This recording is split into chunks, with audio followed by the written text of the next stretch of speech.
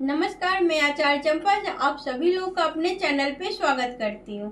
आज मैं बात करने वाली हूँ जन्म कुंडली में महादशा और अंतरदशा को कैसे देखते हैं, इसका निर्धारण कैसे होता है। तो जन्म कुंडली में ज्योतिष शास्त्र में महादशा और अंतरदशा को देखने के लिए हर एक ग्रहों का एक निश्चित अवधि यानी कि निश्चित समय, निश्चित वर्ष तय किया गया है कि ये ग्रह का दशा इतने वर्ष तक होगा।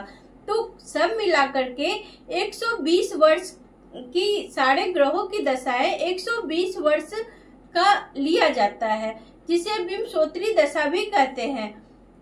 तो सूर्य का जो दशा होता है वो 6 वर्ष का होता है, चंद्रमा का 10 वर्ष का होता है, राहु का 18 वर्ष का होता है, गुरु का 16 वर्ष का, शनि का 19 वर्ष का, बुध का 17 वर्ष का, केतु का 7 वर्ष का और शुक्र का सबसे जो लंबी दशा होती है वो शुक्र की ही होती है और होनी भी चाहिए, क्योंकि शुक्र स्वर्ग के कारक ग्रह है, तो इसलिए भोग विलास इन सबके कारक ग्रह है। तो शुक्र की महादशा सबसे लंबी दशा यानी कि सबसे लंबे समय तक शुक्र का ही दशा होता है।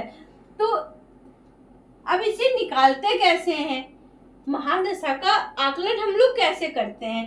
तो जन्म के समय चंद्रमा जिस नक्षत्र में होगा और उसके जो स्वामी ग्रह होंगे वही सबसे पहली महादशा शुरू होता है। यानी कि कह सकते हैं चंद्रमा जिस नक्षत्र में होगा जन्म के समय में किसी बालक का जब जन्म होता है, महादशा निकालने के लिए सबसे पहले हम लोग यह देखेंगे कि जब बालक का जन्म हुआ तो चंद्रमा किस नक्षत्र में था।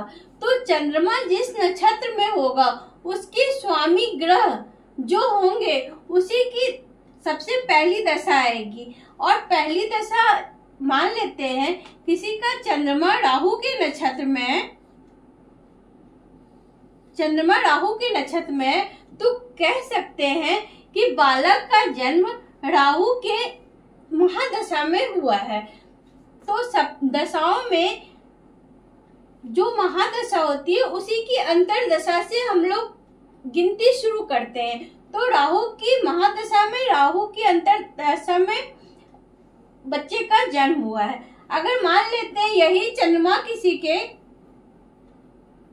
शुक्र के नक्षत्र में है, तो कह सकते हैं कि बालक का जन्म शुक्र की महादशा में हुआ है।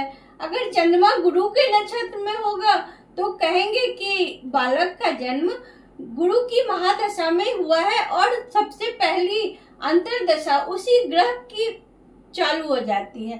तो इस तरह हम लोग जन्म कुंडली में महादशा को चेक करते हैं और हर एक ग्रह का एक निश्चित समय बना हुआ है, समय दिया गया है कि यह ग्रह इतने दिनों के लिए महादशा के रूप में इस जातक को अपने जीवन काल में मिलेगा।